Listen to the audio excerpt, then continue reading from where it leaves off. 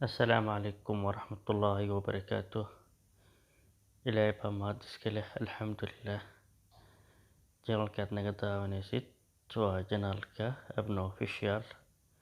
Abno Official waa channel kusoo gudbinaya arrimaha iyo fikradaha ganacsiga, iyo sidoo kale waa channel ku siinaya talooyin ku saabsan xagga horumarinta ganacsiga iyo shaqsiyadaada.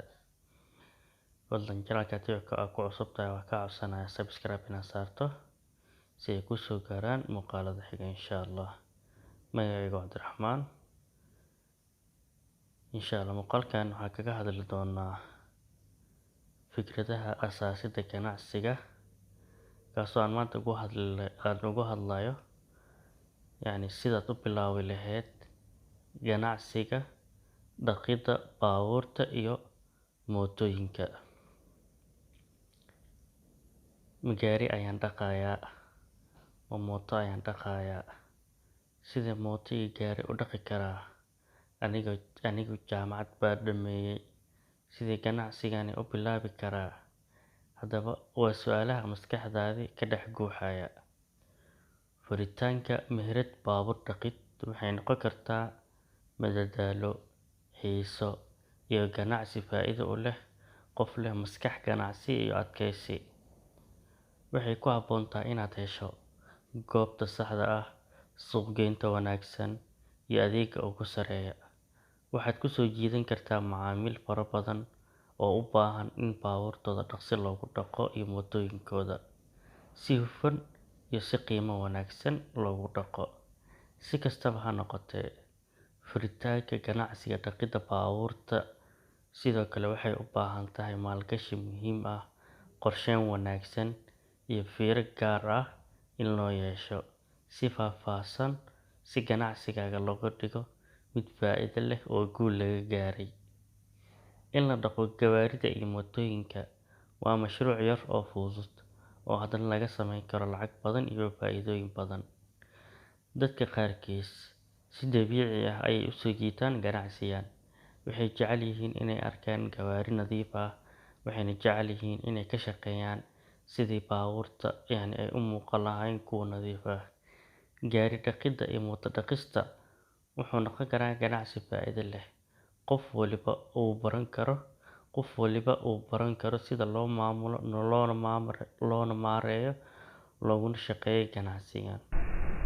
Muuqaalkan ku baro sida loo bilaabo dhaqidda gawaarida adiga kuu gaar ah, kadibna ogow inaad ku habboon tahay ganacsigan. Kadibna adiga go'aan qaado. Waxaad ku baranaysaa sida u bilaabi lahayd ganacsigan, qalabkaad u baahan tahay inaad ku bilowdo, faa'iidada aad ka samayn kartid haddii aad bilowdo, iyo sidii aad ugu guuleysan lahayd. Qaybta koowaad waxaan kaga sheekeynaynaa bilaabidda qorsheynta ganacsigan ee dhaqidda baabuurta iyo mootooyinka. 1. Booqo meelaha baabuurta iyo mootooyinka lagu dhaqo si aad u hesho dareen nooca shaqadani ay tahay. Wax ka soo ogow, bal dareen ka soo qaado. Xitaa haddii aad ka soo shaqeysay meherad baabuur dhaqid ah, waxaad u baahan doontaa inaad cusboonaysiiso dhammaan isbeddellada ka dambeeyay iyo tiknoolajiyadda si aad si fiican ugu qaadato oo aad ganacsigan fikir fiican oo nadiif ah aad ka hesho. La hadal milkiilayaasha goobta gawaarida dhaqista iyo kuwa soo saara qalabka lagu dhaqo baabuurta. Waxaad doonaysaa inaad fahanto meherada dhaqista baabuurta dhinac kasta si aad u ogaatid waxa aad galaysid iyo waxaad u baahan tahay. Hana ka xishoonin inaad su'aalo weydiiso si aad faham guud ahaan ugu hesho ganacsigan. 2. Baar dhammaan tartamada ka jira aaggaaga. Si ay meheradaadu u noqoto mid tartan leh, waxaad u baahan tahay inaad si qoto dheer u baarto meelaha laga dhaqo gawaarida ee kuu dhow. Waa maxay adeegyada ay bixiyaan? Waa maxay qiimahooda? Sidee bay u suuq geeyaan ganacsigooda? imise jeer ay macaamiisheedu adeegsadaan adeegyadooda. Note qaado oo qor wax waliba oo aad soo ogaatay si ay hadhowti qayb ugu noqdaan qorshahaaga. 3. Raadi ra'samaalka maalgashiga si aad u furto ganacsigaaga. Waa lama huraan inaad hesho maalgashi iyo qarash aad ku bilaabid ganacsi. Waxaad ku maalgelin kartaa mashruucaaga dhaqista gawaarida iyo mootooyinka adigoo u maraysid inaad maalgashi ka heshid bangiga, ama in aad adigoo lacag jeebkaada aad ku bilaabid oo aad awal lacag haysatay, ama in waalidkaagu ama qaraabadaadu aad lacag ka hesho. Waxaad sidoo kale u baahan doontaa inaad hesho lacag kaash ah oo adiga kuu gaar ah oo aad keydsanayso si aad uga hesho maalgelinta kuwa kale ee imaan doona mustaqbalka, sida adeegyada dheeriga loo baahan yahay, waxyaabaha dheeriga ee kaa dhiman si aad hadhowti uga hortagto iyo waxyaabaha soo boodooga ah. Qarash badan uma baahno inaad bilaawdid ganacsigan. 4. Xulo goobta meheradaada maydhista baabuurta. Haysashada goobta saxda ahi waxay saameyn kartaa ama jebin kartaa meheradaada. Yacni inaad guul ka gaarto oo aad goobtaasi ku guuleysato, ama in goobtaasi ay noqoto meel aad adiga ku guuldareysatid oo ganacsigaada uu ku soco waayo. Goobta lagu guuleysto waa inay u dhowdahay xarun dukaamaysi, traffic badan leh, aaggaas la degan yahay, si fudud u muuqata, loona heli kara laamiga iyo wadada kugu dhow inay saaran tahay oo kale. Hadda waxaa kasoo sheekeynay qaybta koowaad ee qorsheynta ganacsigaaga. Waxaa u gudbeynaa qaybta labaad oo ah furitaanka ganacsigaaga ee dhaqista gawaarida iyo mootooyinka. 1. Si aad u furto ganacsigan, waxaad u baahan tahay inaad hesho rukhsadaha lagama maarmaanka ah. Xaqiiqdii waxaad u baahan doontaa rukhsad ama shati si aad u furato meheradaada. Si kastaba ha noqotee, shuruudaha way kala duwanaan doonaan iyadoo ku xiran tahay gobolka aad ku nooshahay.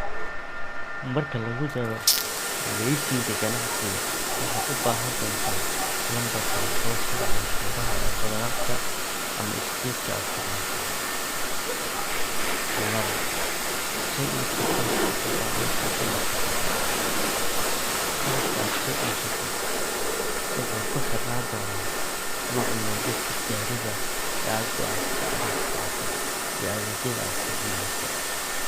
Waxaad caadi ahaan u baahan doontaa inaad iibsato mashiinada lagu dhaqo baabuurta, tusaale, makiinada cadaadiska gudaha ee rishada baabuurta, saliidda baabuurta iyo mootooyinka, oomoojooyinka, shaambadaha lagu dhaqo, alaabada lagu ilaaliyo, kiimikada lagu daweeyo, waxyaabaha gaasiinka qaabka lagu soo saari lahaa, iyo waxyaabaha farsamada korontada iyo lagu soo saari lahaa, iyo waxyaabaha yaryarka loo sameeyo. 3. Suuqgeynta ganacsigaaga. Adeegso qaab dhinacyo badan leh si aad ugu xayeysiiso meelo kale oo ay ku jiraan badeecadaha dhaqista ee aad u qaybinayso mootooyinka iyo gawaarida. Hab caan ah oo lagu helo macaamiil cusub ayaa ah iyada oo loo qaybiyo rasiidh ama qiimo dhimis lagu sameeyo iibsashada baabuurta. Warbaahinta baraha bulshada waa qayb muhiim ah oo suuqgeynta maalmahan ah. Samee dhigil oo aad ka sameynayso Twitter-ka iyo Facebook ama TikTok-ka. 4. Qaado shaqaale. Waxaad u baahan tahay ilaa 3 qof oo dhalinyaro ah oo aad mushaar siiso oo adigana shaqada kor ka maamusho, ama aad fadhiisato qaybta lacagta qabashada iyo qorista boonada. Meherada gawaarida lagu dhaqo waa mid macaamiisha diiradda saaraysa Shaqaalahaagu waa inay ahaadaan kuwa ilaaliya waqtiga, waxqabad xirfad leh oo leh xirfado isgaarsiineed oo aad u fiican, in ay customer-ka la sameyn karaan wareysi, ka jawaabi karaan su'aalaha uu macaamilku qabo.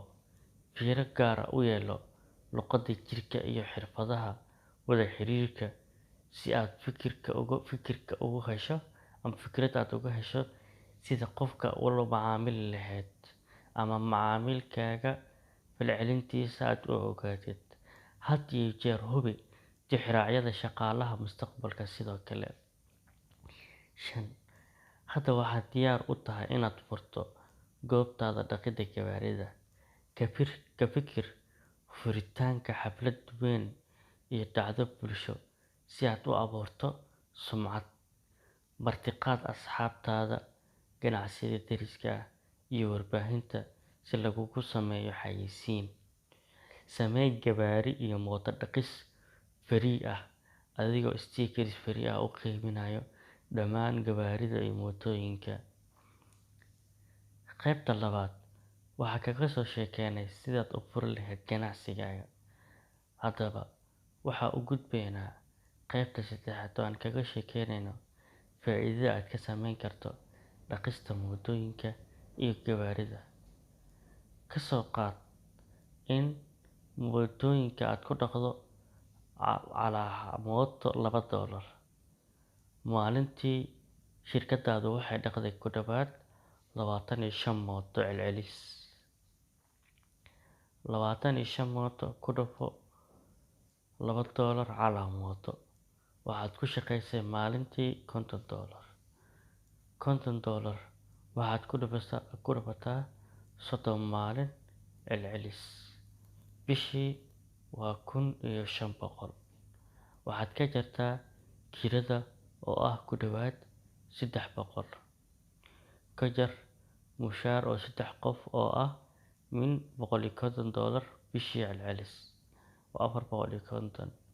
Waxaad haysataa $750 haraagaaga.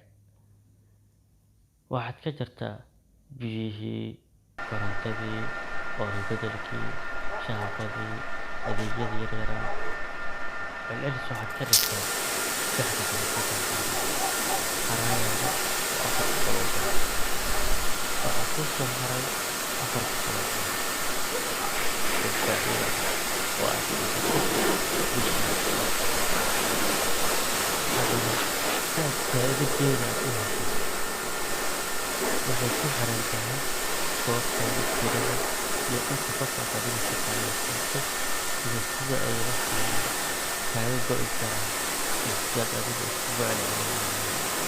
Mar walba waa inaad raadisaa lacag qiimo dhimis haysaa. Tusaalaha baabuurka kan hadda ayaa lagu jiraa. Sidoo kale waxaa kuu filan inaad ka dhinac karto meel yar oo sokodiin leh oo qofka inta baabuurka ama mootada loo dhaqaayo uu shaah, biyo ama wax fudud uu ka cuni karo intuu shaqeeyo.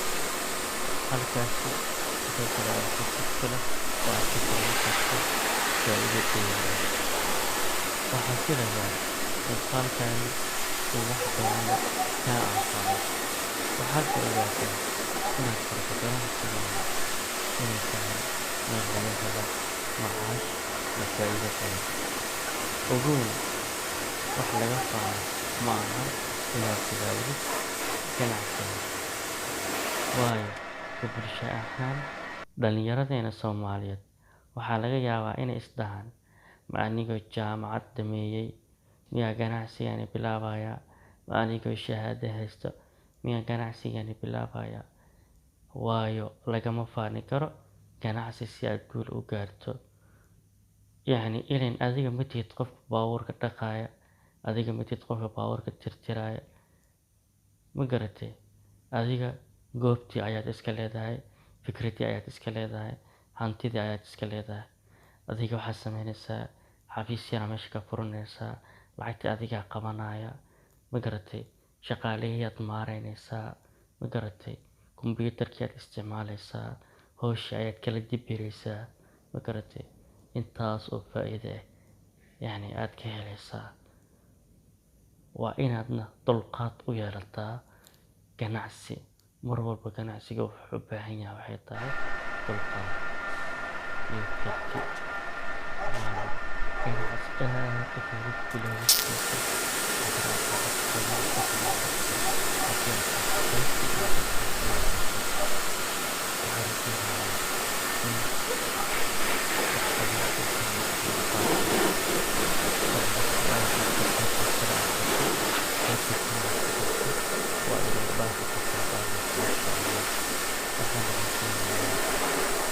Subscribe, like, share, subscribe,